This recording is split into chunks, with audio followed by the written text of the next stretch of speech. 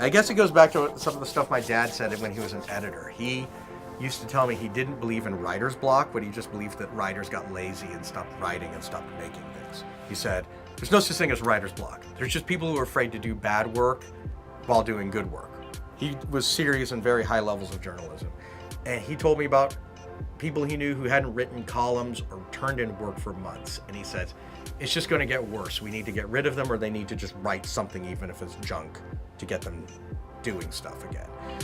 And he had a real good point, is that people who are creative or want to do something, who want to be productive, it's not all going to be magic. You're not going to always have home runs. They're not all going to be hits.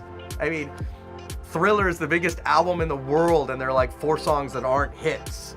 You know, August and Everything After, Rumors. There's so many huge albums like this. Cracked Rear View, Jagged Little Pill. Not all of them are hits, folks.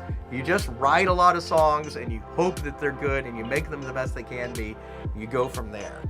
And that's a similar kind of approach with this. Not everything I try on a breadboard works. I regularly have days where there's just stuff I tried and I walk away and I'm like, man, that sucked. That was bad. That sounded bad. I couldn't do anything.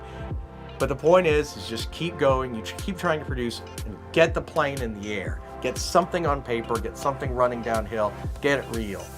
Sometimes it's a matter of, early on, I remember having a great conversation with a friend who was a big fan of flamenco music, and he talked about Paco de Lucia. And he said Paco de Lucia is permanently grateful forever for his first producer basically taking his album away from him, because he said he would have recorded that same first album over and over and over again for the next 30 years. It's like, no, we're taking this album away from you.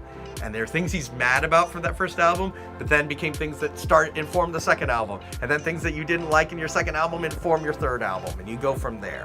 So get something down, and then in hindsight correct the things that you want to do in the future.